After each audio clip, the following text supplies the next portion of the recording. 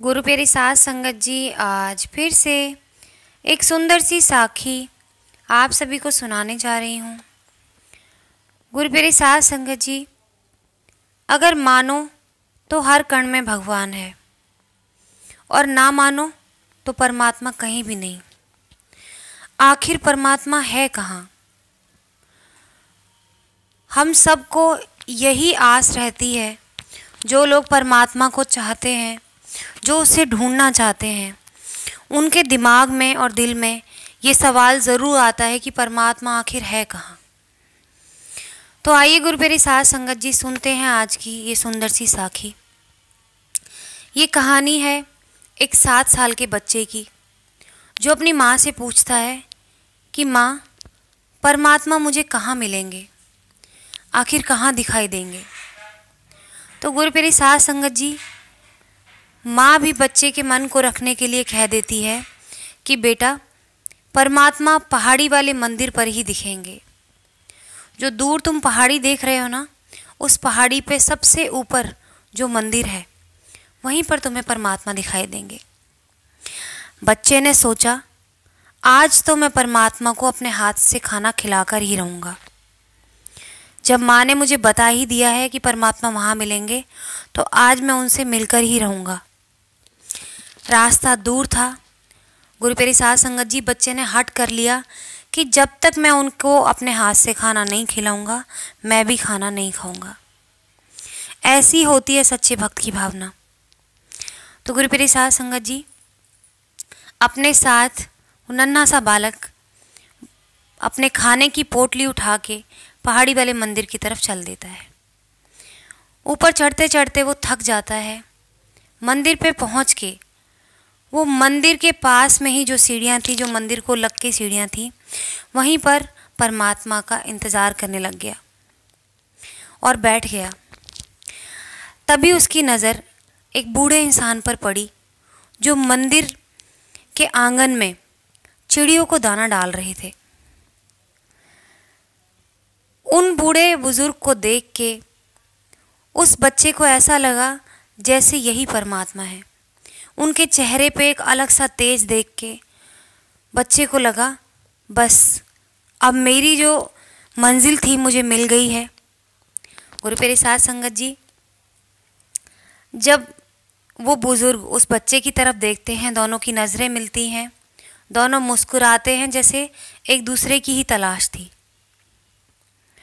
बच्चे को उन बूढ़े बुज़ुर्ग की जो मुस्कान थी वो दिल छू गई, और बुजुर्ग को उस बच्चे की, उसकी आंखें दिव्य और निश्चल लगी उन बुजुर्ग को।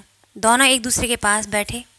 बच्चे को लगा, बस मेरे परमात्मा मुझे मिल गए हैं। तुरंत अपनी पोटली से खाना निकाला और उन बूढ़े बुजुर्ग को अपने हाथों से खाना खिलाया। बूढ़े बुजुर्ग भी भाव विभोर होकर बच्चे के हाथों से निवाला खा के गदगद हो गए। दोनों ने खाना खत्म किया। बच्चा खुशी खुशी घर की ओर चल दिया और घर पहुंचकर माँ से बताया, माँ, आज मैं परमात्मा से मिला हूँ। उन्हें अपने हाथों से भोजन खिलाया। उनकी मुस्कान बहुत ही अलौकिक थी। इतना तेज मैंने आज तक किसी के चेहरे पे नहीं देखा। उधर वो बूढ़े बुजुर्ग भी अपने घर पहुँचे और अपनी पत्नी से बोले, आज आखिर परमात्मा ने मेरी पुकार सुन ही ली। मेरी इच्छा थी कि आज उन्हीं के हाथों से खाना खाऊंगा। बहुत ही प्यार से उन्होंने मुझे खाना खिलाया। उनकी मुस्कान बहुत ही दिव्य और निश्चल थी। तो गुरु प्यारी साध संगत जी, ईश्वर कहीं और नहीं है, बल्कि हमारे अंदर ही विराजमान है। आज का इंसान इतना बेवकूफ़ हो गया है कि इतनी खूबसूरत प्रकृति को, इतनी खूबसूरत आत्माओं को मैला कर दिया है, और उन मैली आत्माओं की वजह से जो बुराई फैली है, तो अच्छाई कहीं दिखती ही नहीं है।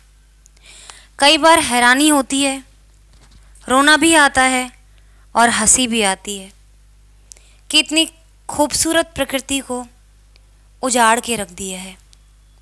जहाँ कभी किसी ज़माने में हर इंसान में, हर आत्मा में परमात्मा का वास देखा जाता था, उनकी मौजूदगी को महसूस किया जाता था।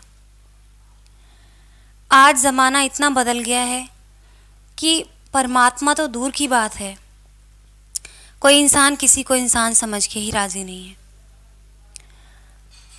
तो गुरु प्यारी साध संगत जी, आत्मा में ही परमात्मा का वास है। प्रकृति के कण कण में परमात्मा है। बच्चे को उन बुज़ुर्ग के अंदर परमात्मा का साक्षात्कार हुआ और उन बुज़ुर्ग को बच्चे के अंदर परमात्मा दिखाई दिए। अगर हम सब भी ईश्वर को देखने लगें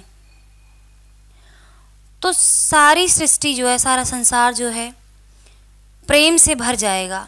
आज जो दुनिया में इतनी नफ़रत फैली हुई है, इतनी आपापूर्ति फैली हुई है कि इंसान सिर्फ अपने बारे में सोचता है,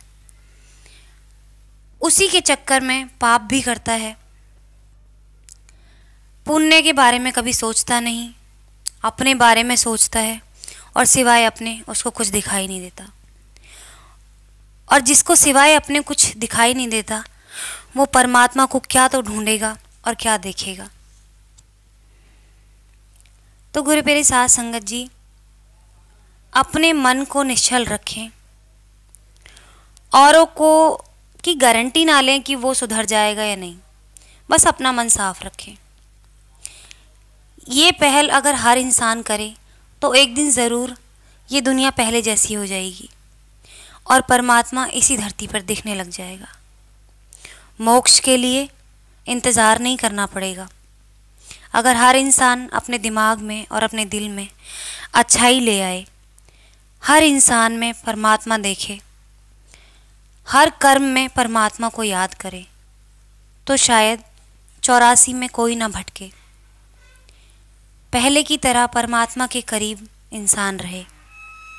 ये जो दूरी आई है परमात्मा और आत्मा के अंदर, वो इसी वजह से, ऐसी ही घटिया सोच की वजह से आई है, जब इंसान सिर्फ अपने बारे में सोचने लगा, सिर्फ बुराई के बारे में सोचने लगा और उसके रास्ते पे चल पड़ा।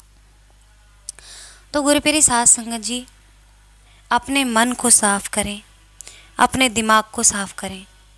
अगर ये सच को अपना लें कि इस दुनिया में सिर्फ हम कर्म करने आए हैं और अच्छे कर्म करने आए हैं, हर किसी इंसान की मदद करने के लिए हमें परमात्मा ने भेजा है, तो शायद इस धरती पर कभी कोई बुरा कर्म होगा ही नहीं और कोई 84 में नहीं भटकेगा, क्योंकि जब बुरे कर्म ही नहीं होंगे तो कोई क्यों 84 में भटकेगा। तो गुरु प्यारी साध संगत जी, अच्छे रास्ते पे चलें, हर आत्मा का, हर इंसान का सम्मान करें और जो इंसान आपके दिल को दुखाता हो उससे दूर हो जाए। क्योंकि कई बार ऐसा होता है, आजकल का ज़माना ऐसा हो गया है, जब कोई इंसान दिल को दुखी करता है तो कई बार वो दुख भी हमें बुरे रास्ते पे धकेल देता है, तो उस इंसान से हमेशा के लिए दूर हो जाए। हाँ, कभी किसी को हमारी ज़रूरत पड़े तो सबसे पहले आगे खड़े हो जाएं, क्योंकि क्या पता वो मौका, वो अच्छा पुण्य कमाने का मौका दोबारा ज़िंदगी में मिले ना मिले। तो पुण्य कमाने का, अच्छे कर्म कमाने का मौका कभी ना छोड़ें। तो गुरु प्यारी साध संगत जी, आज इसी के साथ इस सुंदर सी साखी को यहीं समाप्त करना चाहूँगी। मिलती हूँ आपसे अपनी अगली वीडियो में नई साखी के साथ। तब तक के लिए खुश रहें, सिमरन करते रहें, सच्ची सेवा करते रहें।